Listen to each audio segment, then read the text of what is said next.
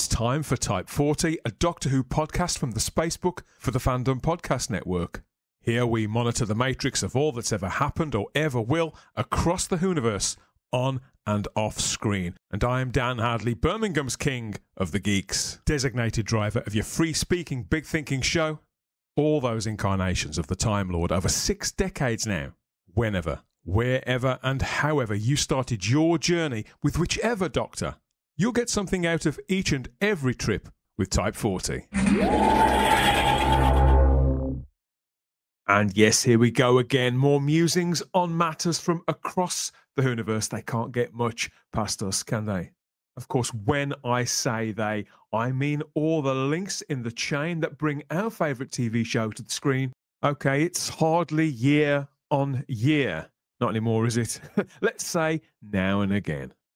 This time we're heading back to the Type 40 cloister room, myself and several of our various panellists and pals, to process, maybe pin down somewhere what there is to take to the bank, or with that proverbial pinch of salt, trying to dodge any bad faith wraiths, spin doctors, or rabbit holes. That's coming up right after I remind you, if you'd like to do some real lifetime travelling of your own, each and every edition of Type 40, past, present and future, is only a tap or two away on the device of your choice, if you know exactly where to look. A proper back and forth catalogue of reviews, previews, interviews, geek-outs and deep dives with all our regular panellists and lots of awesome guests. Something for every fan, in fact, over at type40.podbean.com.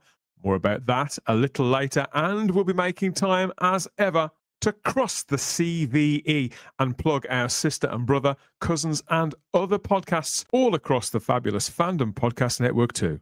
Let's make our way down to the cloister room. The others are waiting there patiently. There's lots on the tips of all our tongues.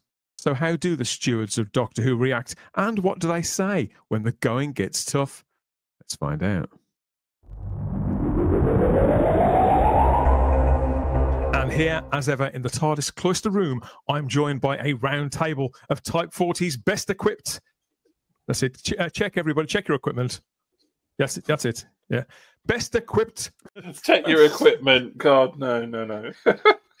We've got David Milling, who I think everything's fine with him. We've got Gary Akers. We've got Charlotte Shields and Luke Walters here too to get stuck into all of this. Okay. It can be a very confusing experience being a Doctor Who fan, particularly in the 21st century. I don't know. I mean, we've not done too badly at all in Britain this summer. In the areas in which we're usually lacking, it's been quite warm, breezy, but bright. The thing is, the future for Doctor Who looks anything but bright, by anyone's estimation, in wake of Season 2's finale. We've had talk of pauses, and the occasional awkward silence and some really cringeworthy quotes and clips. But that's all that we've really been served since the reality war's god-awful final moments. Radio Times were the first place that I found that were talking about this.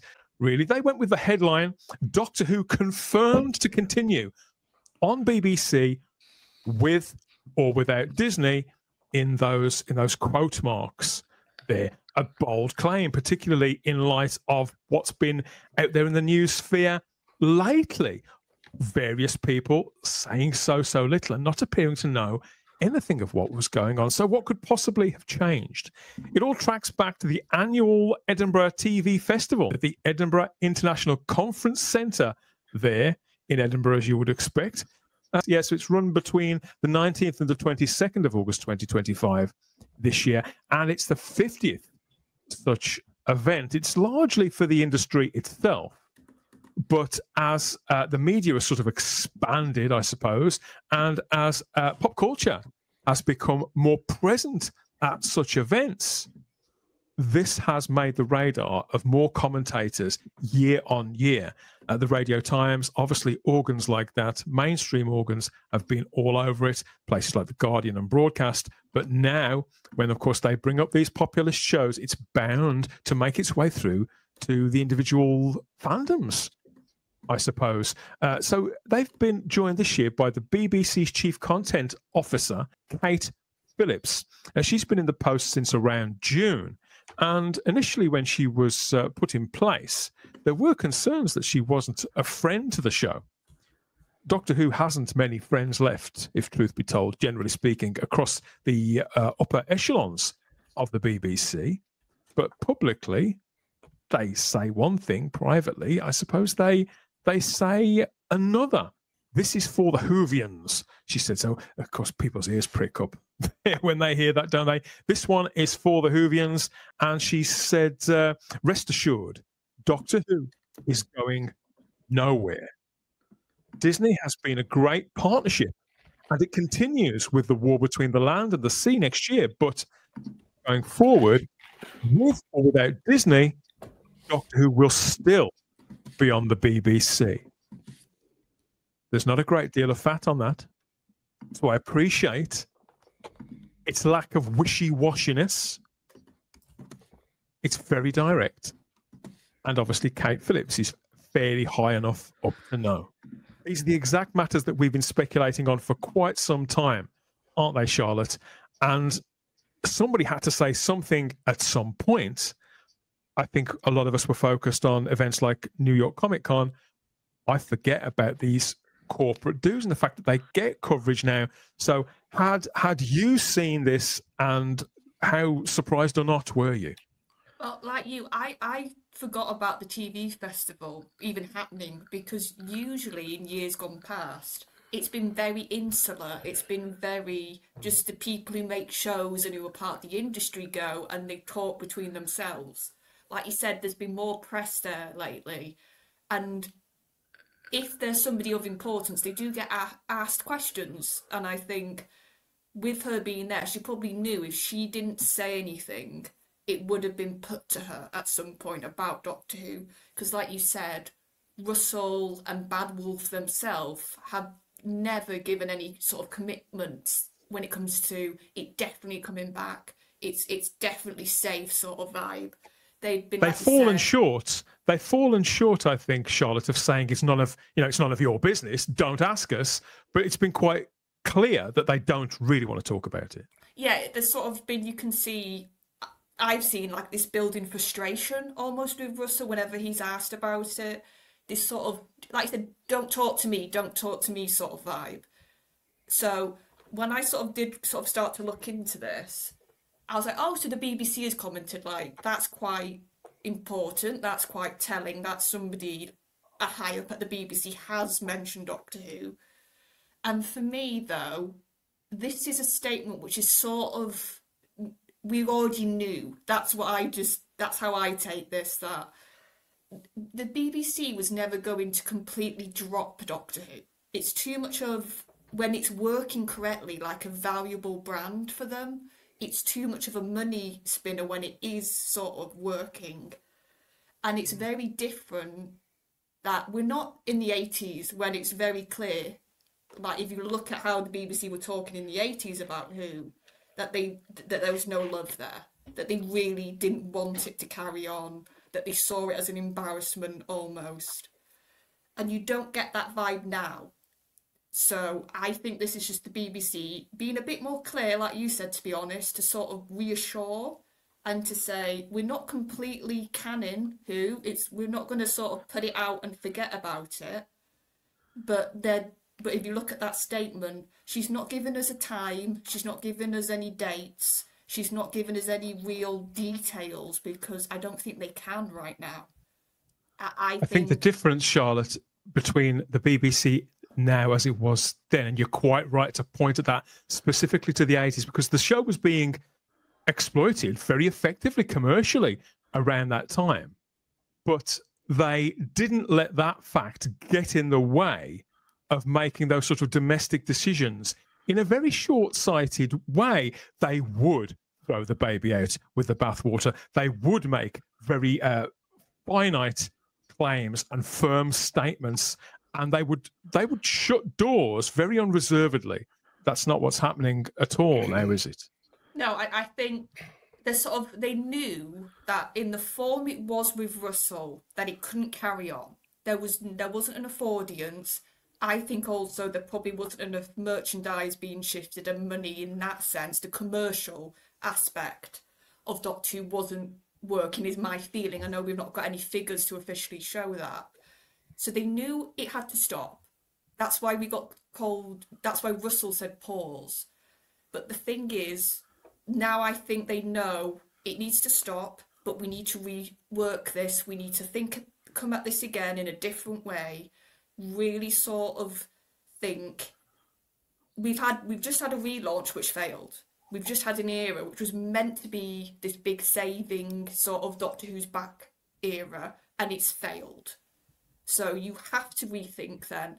And I think behind closed doors, there's probably a lot of meetings happening right now. There's probably a lot of people talking to try and think, when the show does come back, it can't fall flat on its face again. It needs to work. And how are we going to do that? And I think this is a sort of, like I said, reassurance that there's a commitment there. They want to carry on making this show, but they can't tell us when it's going to come back yet. And even though this isn't any kind of statement to the press office, so she's not literally addressing us, Luke, but this is the first indication. She must know that this would make its way out to the broader mainstream media and to reach us. This is the first indication that we kind of matter, that it's being acknowledged, that people are sort of waiting. The BBC, like a lot of places in the 21st century, it's like lots and lots of chiefs and not enough Indians. And so you do think, well, there's all these different department heads. We have no idea who does what and who reports to who. But if someone can just take the time to speak directly to us in quite a clear way, I think that's fairly reasonable. I think that's fairly respectful. Yeah, but we knew Doctor Who was never going anywhere because they're making a CBBC show. So who's to say that this is not it? I don't think she explicitly states it's coming back. They're looking at ways of bringing the shows to fans. So whatever form that could be is who knows? Who knows? I think I've been saying on the podcast since last year, January even, that the war between the land and sea is going to get shunted to next year as a stopgap for them to give enough time to do Doctor Who to come out in 2027. And I think that's going to be it. I think they are going to have a little bit of a break, a little bit of a reset. But it is good that they're talking about it. I mean, like realistically, I know was it Julie Tranter was up there, or it was Julie Tranter was up there. Jane Tranter was there the day Jane before, Tranter, Julie Garden and Jane Tranter, yeah. So you'd expect, especially because the war between the land and the sea has been touted as well, you'd expect Russell up there as well. But I know he was in Manchester for an LGBTQ plus film festival, I think called Scene, and he did Cucumber, but you expect Russell to be there as those priorities right, as always. Yeah, you'd expect him to be there as the forefront, as the person to be like, yes, Doctor Who is not going anywhere. We're still making it. We're still going to bring it to you. It's just going to take a little bit longer. But no, I think it's going to be. Yeah, the Disney deal seems to be dead in the water.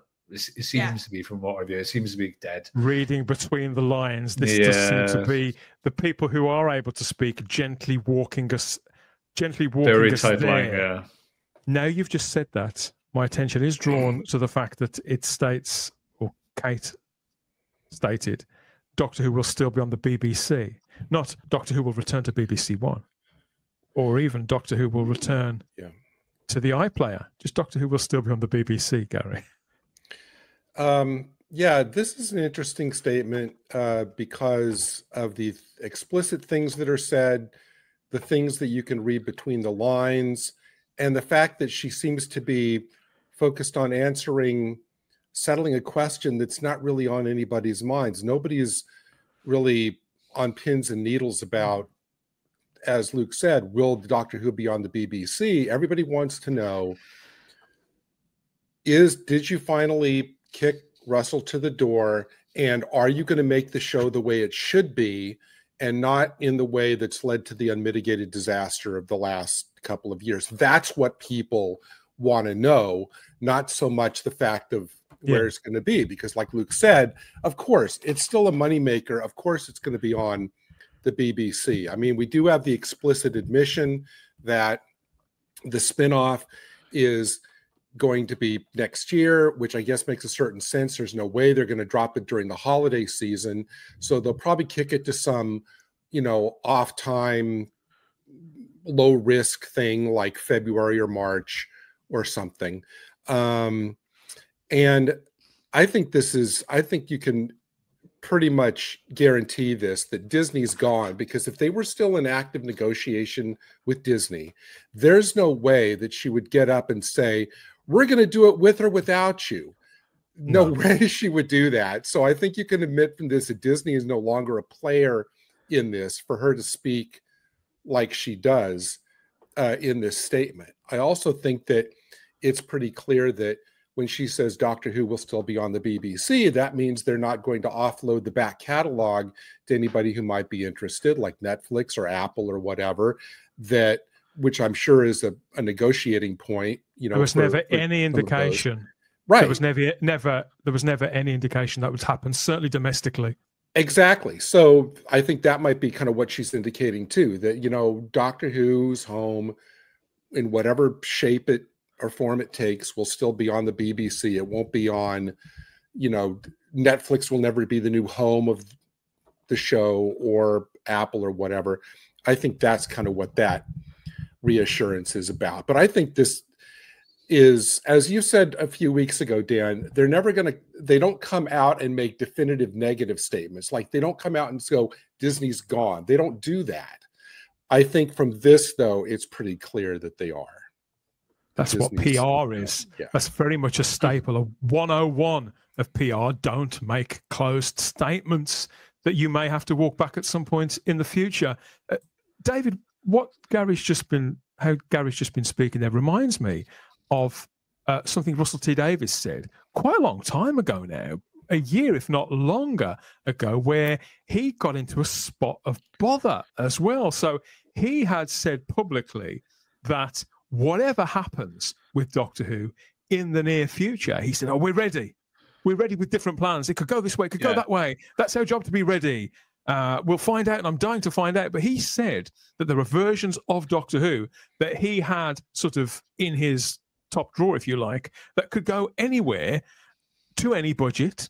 And he actually did state at one point, we don't need Disney. We can pull this show off without them and without their money.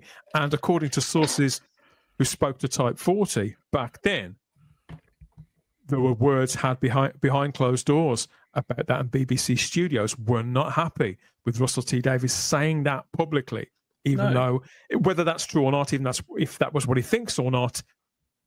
I'm transported back to 1989 with a certain Peter Cregeen, who was the head of serials and series at the time. And he is the one that decided not to recommission Doctor Who for 1990.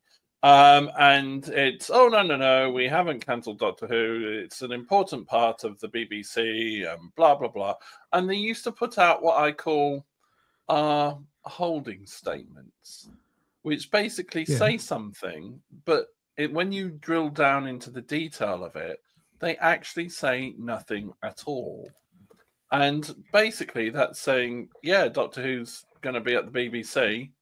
But as Luke quite rightly said, well, is that going to be the CBeebies? Is that going to be BBC Books? Is that going to be BBC Audio? Is that going to be on the iPlayer? And essentially, it doesn't tell us anything new apart from the fact that the war between the land and the sea is going to be on next year. So, in all honesty, I don't believe that we're any further on than we were yesterday or last week or last month. All it is a BBC saying, Doctor Who's ours. And it's going to stay ours.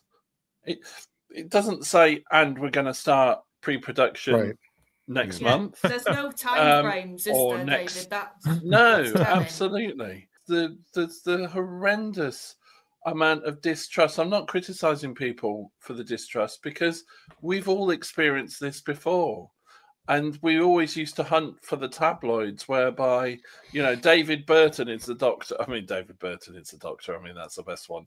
But, when the Star or the Sun or the Mail or the Express or any other tabloid would have so-and-so is the new Doctor, occasionally running once every every quarter, and we had to put up with that. And when the TV movie was announced, we were just sort of like, well, yeah, that won't get off the ground, will it? There'll be another Dark Dimension.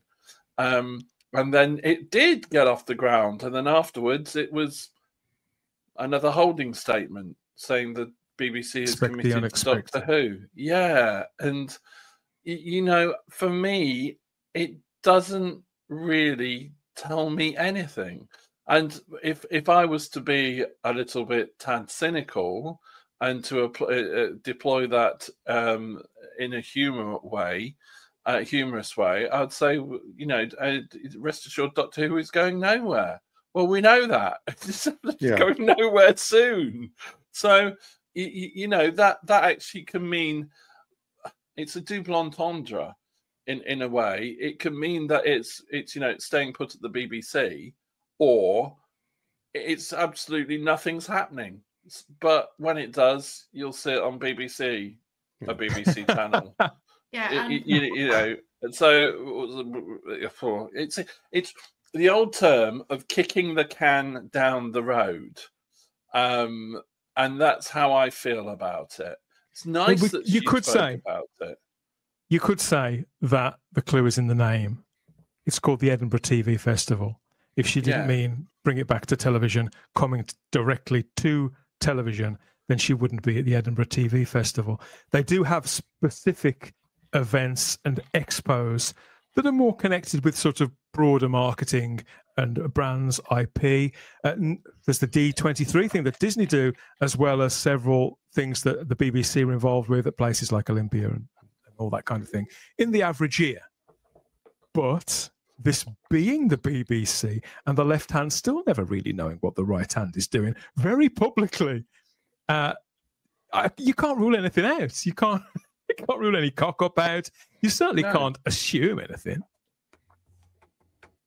You know that I just realized that even if, and as you, Dan, said, they didn't say anything about BBC One, just somewhere on the BBC, you know, they could actually start doing reruns of the classic series somewhere on one of the BBC channels, and her statement would still be accurate.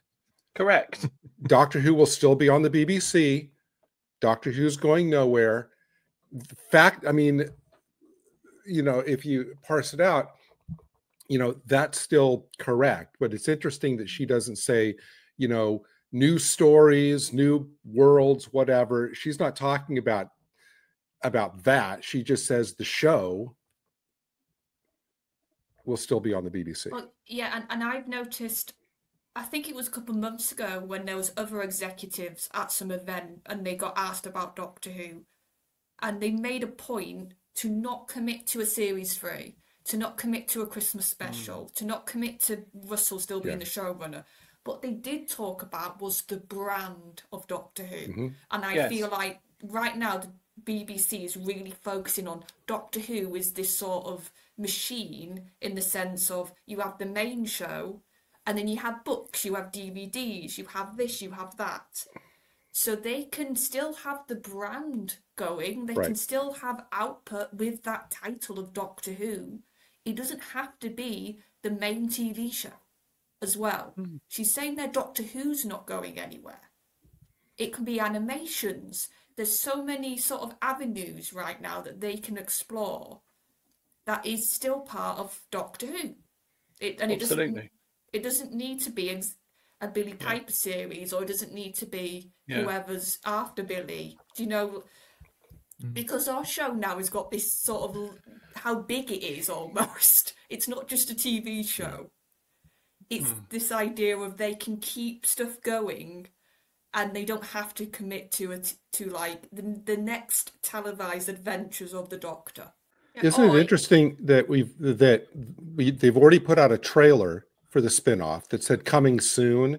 Now all of a sudden it's sometime in 2026. Well, then why put out a trailer now that says coming soon? Soon is one of those words that has it's more malleable than it used to be. We'll come to the spin-off in a little while, but she closed off. I don't know how long Kate Phillips spoke for, But the last documented word we have from her is this very sort of sound bitey, the TARDIS is going nowhere. That's the kind of thing we're used to seeing in tabloid newspapers all the time, isn't it? Russell T Davies, conspicuous by his absence, of course. Just last week, Russell insisted that multiple times, in fact, he hasn't a clue what's going on at all, almost to a point where it was as if saying, well, what are you asking me? Oh, I don't know, Russell. What are we asking you? And, of course, we're not that far away from a time where Billie Piper was giving a series of delicate quotes and interviews, wasn't she? She's the only on-screen talent that's loosely attached to the series at all at present, and yet seems sort of sworn to a kind of secrecy, really. She spoke at the Orlando Florida Con, didn't she? So she had to remain silent for about 20 seconds before she could compose herself just to wade in there. And she just said, I was approached very last minute. I can't talk about in what capacity. So to me, it seems by that, I can't talk about in what capacity. She seems to know which capacity and is enjoying the cloak and dagger. But do I believe, for example, am I expected to believe that Billie Piper knows something that Russell T Davies doesn't? I find that next to impossible to believe. But as we all know now, thanks to Doctor Who magazine, this era of Doctor Who RTD2 is now an alternative timeline. Yeah. So it doesn't matter really, does it? So who gave them permission to put that in? It strikes me, Dan, tell me if this is a misinterpretation, that the fact that, Billie just she can't wade into this topic without admitting it's a minefield and that she has to be very careful about what she says. I mean, that alone tells me that nobody really knows what's going on. She must know something. She must have some indication of something, and her agent must do as well. Billie Piper's a very much in-demand actress. I would imagine she's got time blocked in here and there. If they want to guarantee that she's going to be there to pick this up for however long, even if it's just for 10 minutes, she's going to have some idea when she's meant to be free. So am I really expected to believe that Billie Piper knows something that Russell T Davies doesn't, that Kate Phillips knows something that Russell T Davies doesn't? Meanwhile, one of the most powerful people on television is now painting himself out as this sort of jobbing employee who's being thrown around by the mercies of everybody else. I had a feeling last week that a lot of this was bullshit, and it's really starting to grow. And I appreciate the honesty of Kate Phillips speaking in the way that she has. It's not much. There's not much there, but it's something. And I just feel that lately, and I know it's only been a couple of months, and we aren't entitled to know these things. But if anything, it's these protestations of complete innocence and of ignorance. I find all that very suspicious, and it wears me down. I don't mind being told bad news. Look, sorry, guys and girls, it's not going to be around for another 3 years. You better go and find something else to watch. That would be fine too. I'd sleep at night with that. What I think is happening, I think there's nothing solid enough for them to land on to talk about. I think Billie has probably been told a very loose, a very sort of... She said it was last minute. She made it very clear that this wasn't a well thought out plan by Russell and co. This was, our lead's going, what are we going to do to end the episode? She's made it now clear that's the sort of way this was done. So when you do something in a rush, when you do something to basically stop it from going to black, you don't need a well thought out plan. You just need to have enough of something to go, you're this. Don't ask me how. Don't ask me how that's going to feed into a series. I think there's a lot of ideas being thrown around. I mean, like creatively here as what's going to be the shape, who's going to be the lead, where the Doctor is going to be. And I think that's because they utterly didn't expect the show to get received the way it did. I think they were so cocky, they were so confident that these shooty episodes were going to be a home run. that everybody was going to love this and that they were sorted and they had a plan. And then the viewing figures came in, and then the fan feedback came in, and then the press started to tear it apart. So suddenly all those lovely plans got torn up, got thrown out the window, and you're scrabbling, you're sort of running around like headless chickens to do something to end it. So now they're sort of sorting through their own mess, and they haven't got like, here's an outline, here's my episode ideas. They're just going, what do we do now? Like, utterly we're stumped, and they're sort of all, like David said, like sort of you've alluded to, Dan, they're all treading water publicly. You know, people are latching onto this. People are going with it because Doctor Who used to sell newspapers, probably still does, and it certainly generates a lot of clicks. So the places that are picking this up are addressing it and saying, like, the BBC's ailing Doctor Who, the BBC's struggling series. You know, none of them are speaking about it as if it is sort of deceased, as if it doesn't exist anymore. But the people are aware. It's not just a secret that the fandom is keeping. Everybody else knows only too well the signals that this series is giving off and has been for some time. They must have heard that too. We have got one more quote, David. This is from Lindsay Salt, who's the BBC's director of drama. And she added, the BBC will always stay committed to the series. Always is another one of those words that's more malleable than it used to be. I think we have to take this one with a pinch of salt. Obviously, Lindsay Salt is, again, high up at the BBC, very much a component part of the mechanism which would involve any show being commissioned or recommissioned. So you could say this is a very strong show of confidence in the series, specifically the series. It doesn't say brand, doesn't say IP or property. And whereas Kate Phillips is the person in charge of content, this is the director of drama, specifically mentioning the series itself. So again, it's not everything. It's something, but it's not nothing. But this obviously spoken to an industry crowd rather than on the Graham Norton show or something like that. I think that these are signs of some sort of confidence, and at the very least, a plan of some description. You know, I see these names kicking around, and we can't be expected to remember everybody. But I know, Dan, I mean, you interpret this as very positive. I don't know, what does stay committed mean? I don't know about does that mean we have we have a plan to bring it back full strength and, you know, to find a whole new crowd in the way that this is what I'm saying, really. I don't vague. I don't know if it is vague. I think they're actually being very clear about what they're saying in the moment. They're claiming they're committed. Which is it's a fairly solid thing to say. Commitment is a broad commitment. It is a something. I think it's difficult to be very positive about this until we get some indication of a timescale, a shape, never mind creative quantities involved.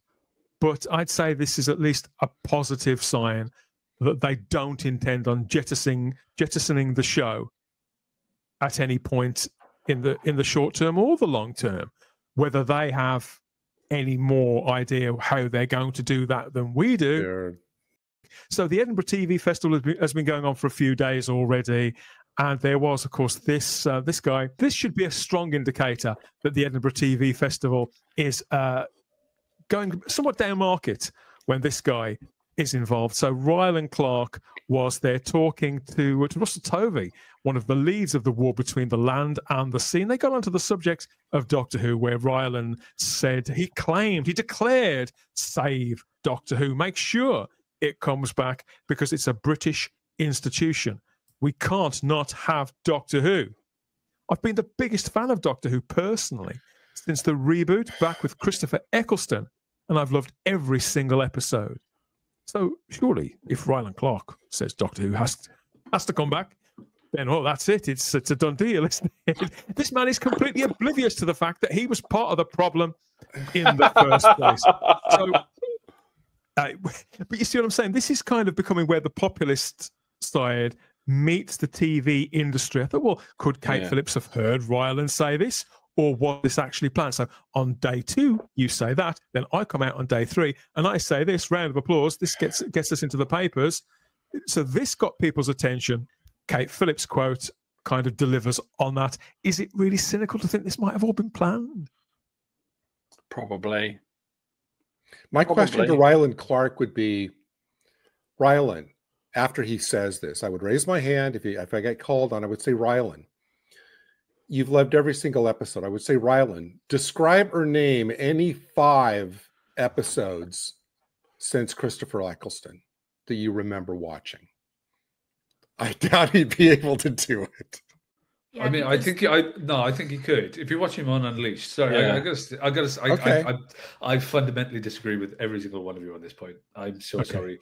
The Edinburgh TV Ryland or the stuff we've been talking about before? Pretty much all of it. The Edinburgh TV is a very litigious film festival that's only going strength and grow big and gain more international traction. So I'd have to disagree with you on that point. I'm sorry, Dan. And Ryland is, if you watch him on Unleashed as well, you can clearly see he is a massive fan of the show. But Ryland Clark is but Luke, surely Ryland Clark is the king of trash TV. He's about as mainstream and as transparent and superficial as it can possibly get. He's probably the fakest man on TV. So they're curious bedfellows is what I'm suggesting. Yeah, but you can clearly see how much of a fan. If you watch the Unleashed episode and you see him on the TARDIS and you see him, fair enough. And you just see how much he loves it, and he's like in awe of it, and he talks about his time watching Eccleston and Tennant and Smith and Capaldi, and talks about all the episodes and stuff.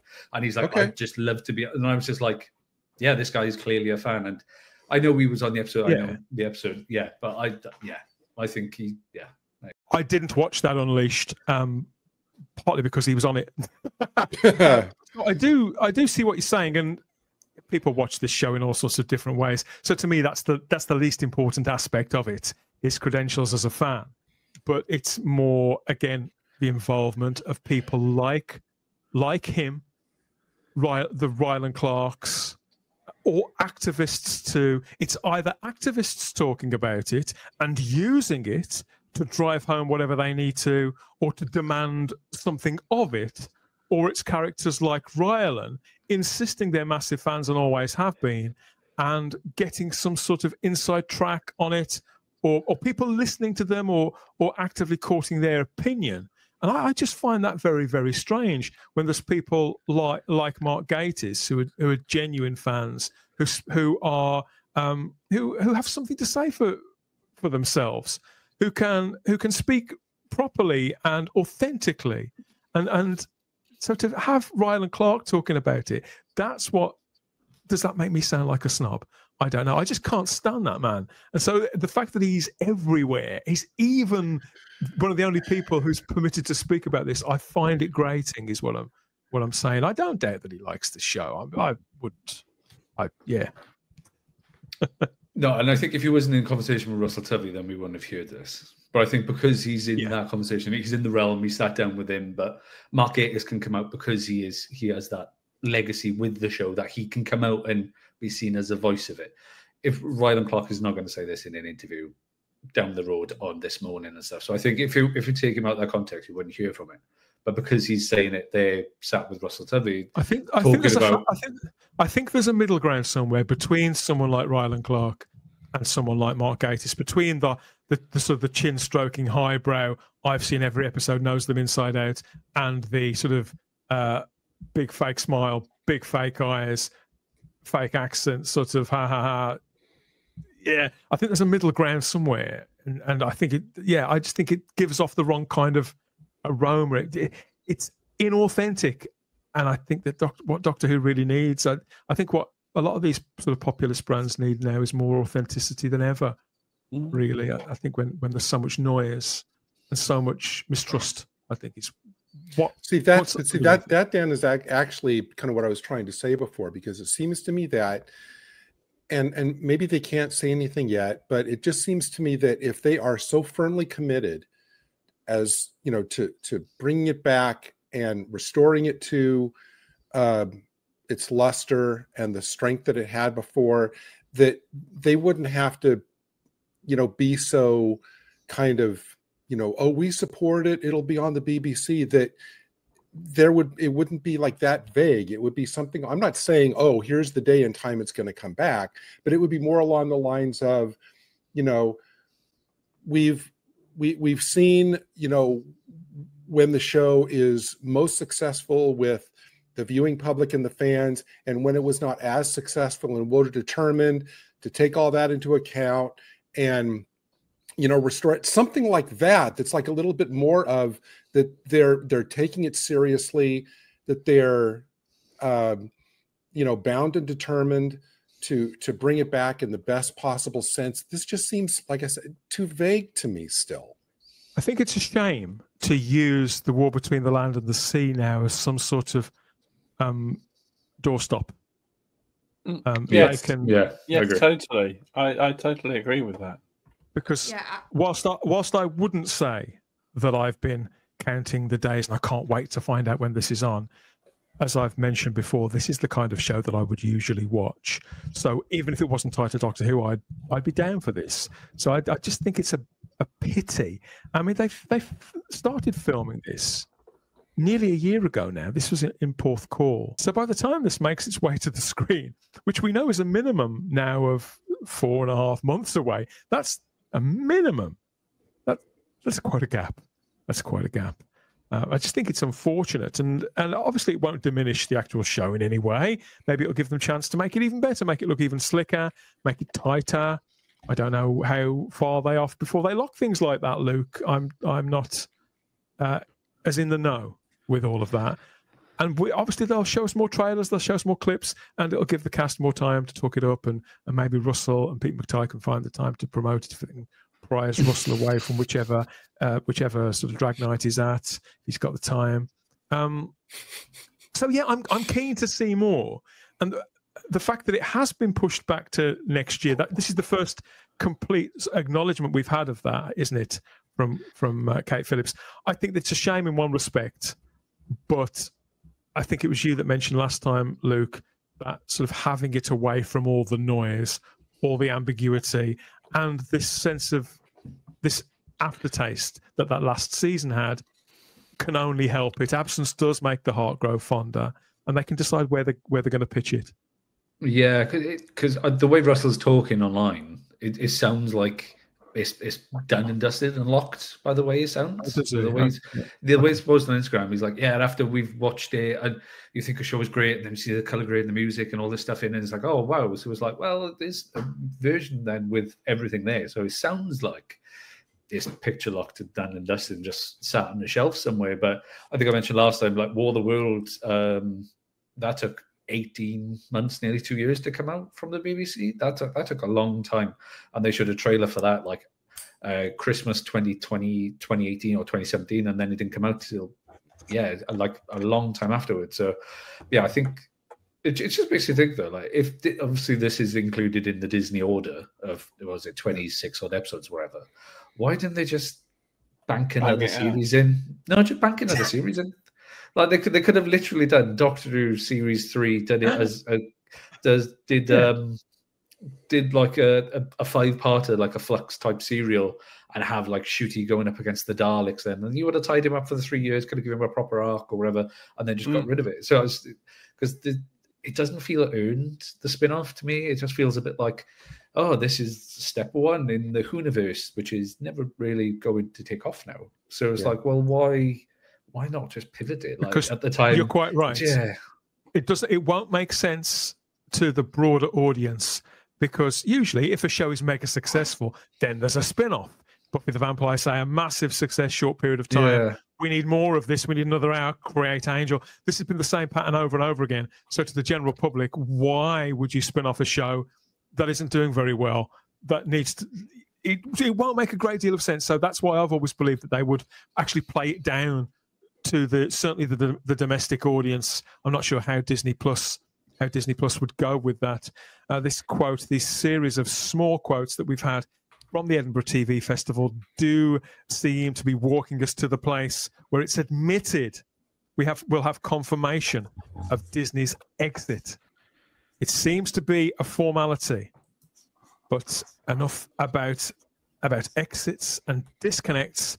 Let's connect with the people in the live chat there on Rumble, X, YouTube, and Facebook. We've got lots of comments about all of this. So let's go and check in with our friends there in the live chat and see what they've got to say about all of that.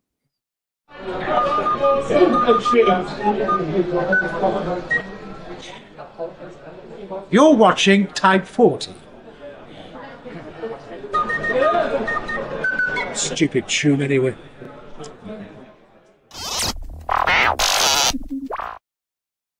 So is someone somewhere pointing the way forward? That's the question. Maybe very softly with their little pinky finger. Stephen O'Neill has joined us in the live chat on YouTube, and he says the whole nation, and especially Doctor Who fans, were spared a fate worse than death. What Luke was talking about was sort of on the planning stage, really. But Ncuti Gatwa wore a lot of us down. I think most of us down. I would just. It was all filmed before his reshoots in in February as well, January, February. So they could have easily did like, we'll just do a 1-5-part story with Daleks, and he's going after Susan and everything, and tied everything up, and then no one would have cared about the Disney deal then, because they just would have sailed off. So people would have been gradually sort of letting it tick away, I suppose, just the way we always do in between Doctor Who projects and runs. Peter Harrington says, just let it spin on. Nothing will change.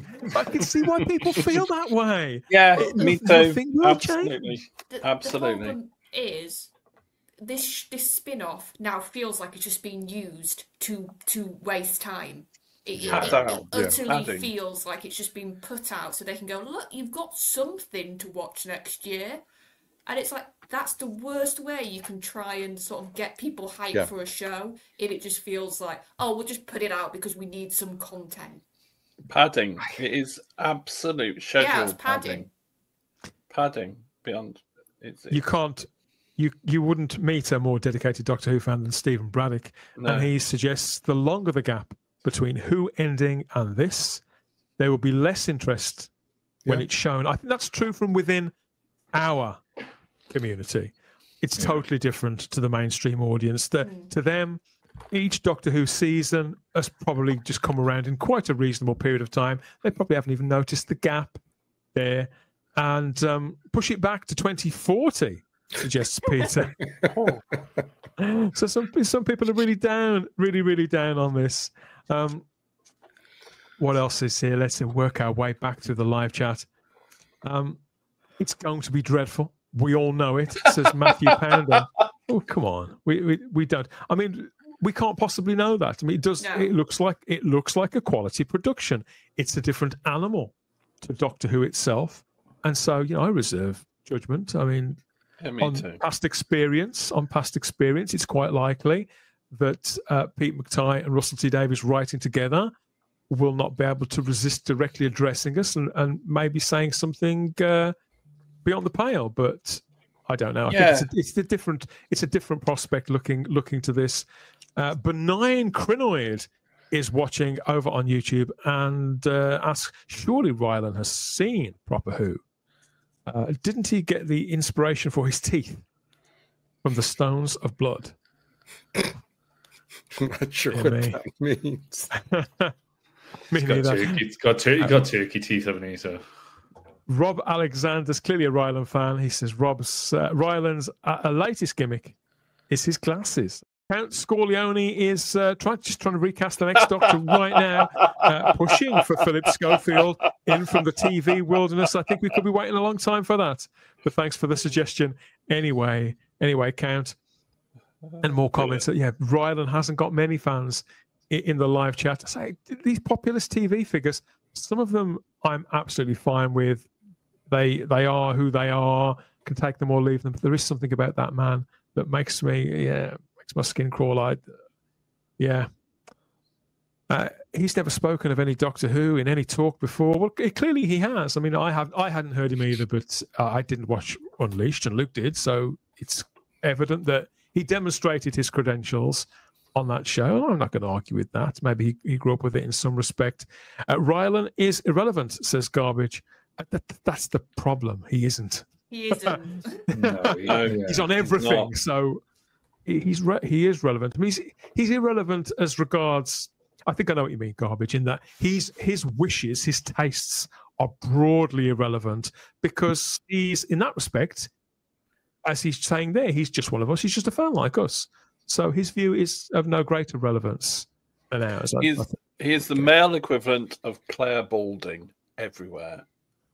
But Claire Balding is lovely, and I like Claire Balding. There you go. We've got lots of comments about Ryan and Clark, so I'll let you venture spleen about him there till your hearts are content. But Funky wades in on the BBC. The BBC haven't learnt anything about public relations in the last 35 years. Well, in some respects they have, and yet in other ways they haven't. It startles me quite regularly how many clangers they drop and how they misread the temperature. Not just with a fandom, but with the general viewing public. I mean, I think they've got disdain at best for the general viewing public and their license fee payers, which is one of the reasons why I'm not one of them. But there we go. There we go. Benign Crinoid asks, what does the director of drama have to do with the farce that is New Who? Well, it's a drama production, so they will decide collectively whether it's commissioned or not. So that's why. Richard Brooks says we have not been content with the content, and that is the problem. I like that statement. Very, very good, very clever. Reads very well, doesn't it? Yeah. At least the headless chicken is right twice a day. Reminds crimpling doubloon in the live chat. Yeah. Yeah. There's not much positivity here, which is surprising. It is understandable. Does the BBC need to wait until Disney decides to air this? Is that how it's going to work? No. So the BBC have first distribution rights because it is a BBC production, but Disney are a partner. So BBC will decide, and then Disney will go along with it. So, okay. Because it is a BBC production. It's a co-production, so BBC will retain the rights to it. They have had some sway in the past, haven't they? They did have some sway about when season 1 started. But is it done? Would you suggest it's sort of done project for project? Yeah, it wouldn't be in great space. So BBC would have final say off, but Disney would be like, oh well, we can say this for this and this for this, so they can have some kind of say, but the final buck will stop at the BBC. Rob Alexander says that Billy is probably still negotiating something. They'll iron it out between now and whenever, won't they? Dr. Rose says, "Don't go, Dr. Rose." The viewing public were not. Well, they weren't seduced by it. The viewing public, the general audience, saw through it just as easily as the fandom. Yeah. That was the saddest thing of all. Nobody was excited. Nobody was captivated. Nobody was asking the questions that they believed that people would. Again, they misread the situation completely. I appreciate they were in seems like quite a desperate hour, but how did they get there on such a high profile, big budget, relatively big budget show, an important show? How did they get to such a desperate place? That's large scale, long term incompetence, in my opinion, however way you come at it. People wondering how long we're going to be kept dangling. 2030, 2026. That's only next year, though, isn't it? 27 is when we'll get the next series. Earliest. Just coming back on what your last point was, Dan, about the incompetence. There's a very, very, very old saying that is very true in this circumstance, which is whenever you're speaking, whenever you're telling a joke, whenever you're at work or speaking and delivering something, there's a phrase called "know your audience," and unfortunately the BBC has completely misjudged the audience of Doctor Who with the tripe it served up for the last 2 seasons, and probably before. Sorry, Luke, I know you're a convert to Jodie Whittaker, but but it's a case of know your audience, and the BBC didn't know their audience, and they thought better than their audience, and the audience voted with their feet because they said it's not for us. So in order for the BBC to resurrect Doctor Who and take it off life support, they're going to have to really reconnect with their audience or the audience of Doctor Who and get to know them again and give the audience something that's going to make them want to watch, like the children that Charlotte teaches and deals with at school. If they're not mentioning Doctor Who, then, well, what's the point? You know? Yeah, and it's like, let's look at what the summer we've just had of movies. And for me, there was a through line with majority of the big three movies this summer. They all understood their audiences. They all wrote and created content, so the films, that were not trying to chase a new audience, that was not trying to engineer a new audience. They said, no, Jurassic World, you know, you loved your dinosaurs. Let's really make sure the dinosaurs are the stars. Superman, let's make it positive. Let's have a really good love story in there. And then with Fantastic Four, they were like, let's do a really good family dynamic. Those are all the core things those movies needed to nail. And they did. So that's proof that when whoever writes these things, whether it's a movie or a TV show, write, like David said, write for your audience. Write for what is actually going to connect and land. Don't try and force something different. And I feel like for the last two Doctors at least, the BBC have been trying to do everything but what's traditional, everything but what actually connects. And they were trying to force, no, you were like this version of Doctor Who. You were like this kind of Doctor. And we've told them no. So now they have to go back to that. And I think that's going to be quite hard for certain people in the BBC to accept, myself. Problem being is in the live chat here watching on YouTube. Hello, mate. And he says, just let the contract with Bad Wolf run out first. A minimum of 5 years, ideally longer. So he's happy to sort of sit out the next few years.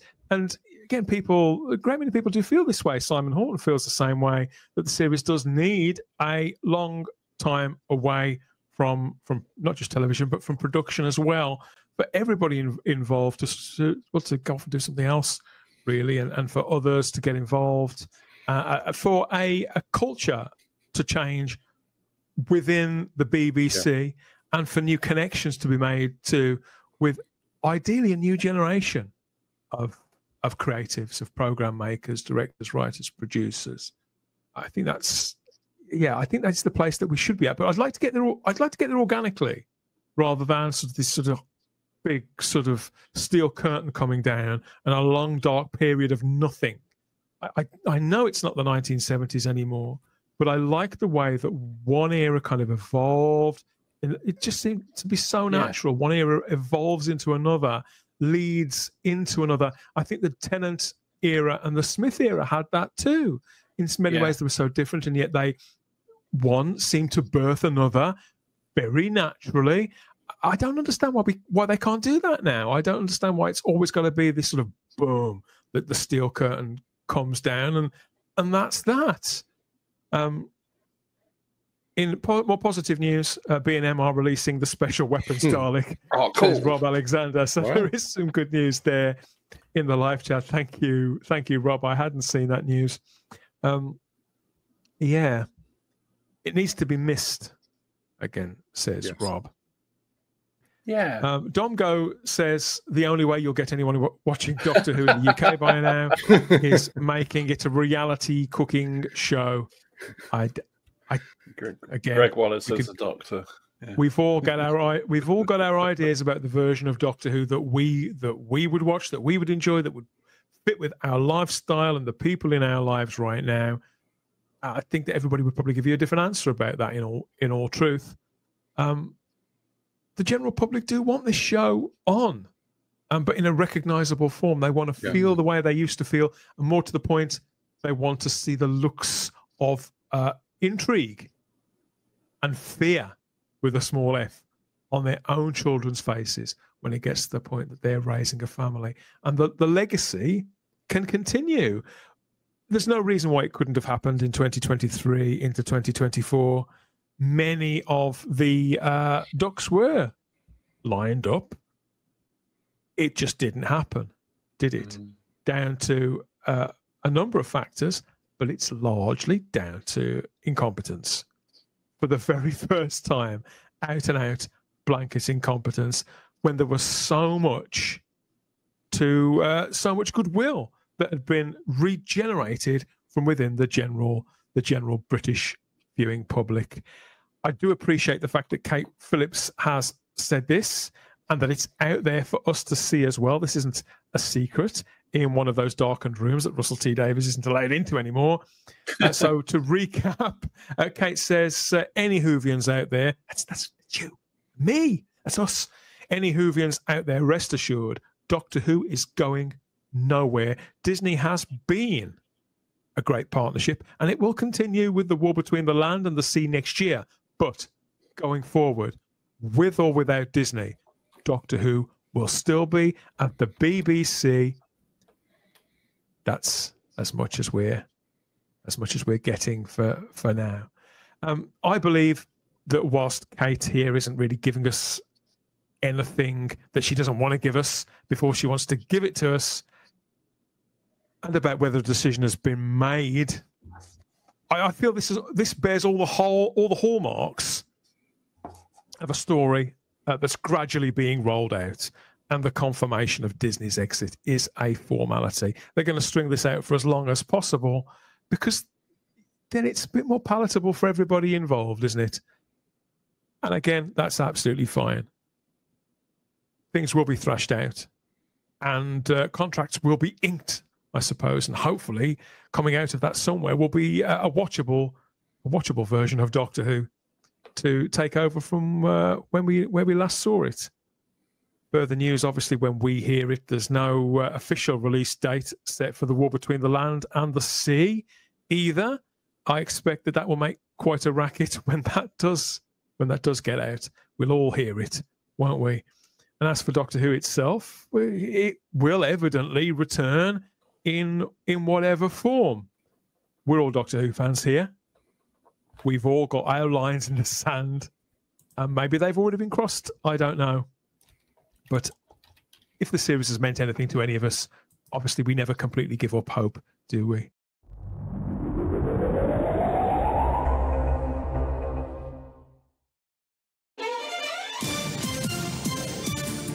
Thank you for listening. We hope you're enjoying this podcast. Here are the other great shows on the Fandom Podcast Network.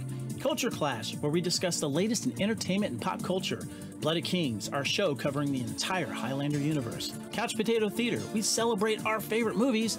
And Time Warp, our fandom flashback show discussing a year in movies and our favorite retro movie, TV, and pop culture topics. Good Evening, discussing all things Alfred Hitchcock. Hair Metal Podcast, we cover the rock metal music of the 80s and early 90s. Type 40, a Doctor Who podcast, discussing the time-traveling Doctor Who universe. Lethal Mullet, an action film podcast covering the 80s, 90s, and beyond. Also, check out the Lethal Mullet Network for more great podcasts. What a Piece of Junk, our Star Wars podcast. Making Treks, a Star Trek podcast with a deep dive into the final frontier. The Fandom Show, our Fandom Podcast Network live YouTube show discussing the hottest topics in fandom. The True Believers MCU podcast discussing the Marvel Cinematic and Television Universe. Union Federation, our Star Trek and the Orville show. And we're proud to welcome the BQN Network to the Fandom Podcast Network. Please visit our friends on the BQN Network, a Star Trek Universe podcast that also includes your favorite topics, movies, history, superheroes, and more. You can find the Fandom Podcast Network on YouTube. The Fandom Podcast Network is also on all major podcast platforms. The Fandom Podcast Network audio master feed is on Podbean at fpnet.podbean.com. You can find the Fandom Podcast Network on Facebook, Twitter, and Instagram. You can email us at fandompodcastnetwork@gmail.com. Thank you so much for listening, and remember, respect others and enjoy your fandom.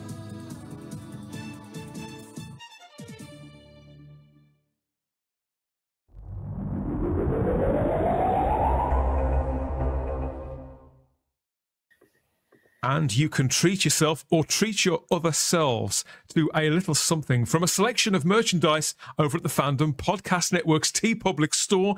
There's a link to all of that in the show notes. It all goes right back into supporting the network in its continuing mission to keep you topped up with the very best in geeky pop culture coverage so everybody wins.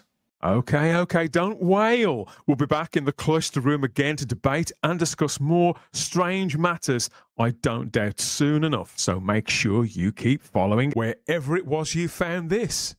Maybe our dedicated home feed, that's type40.podbean.com. We're across all major podcatchers, Spotify, Audible, Amazon Music, Apple, all those places, and lots more.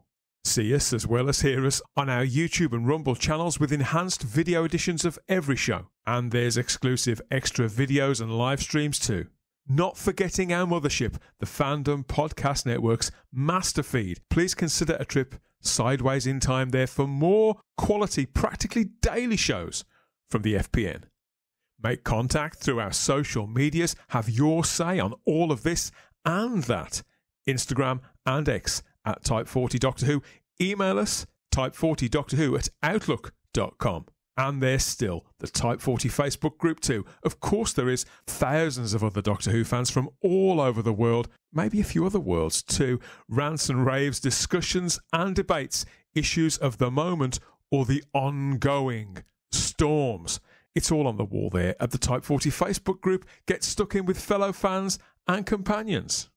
To stay tuned to Type40, where we always have the time.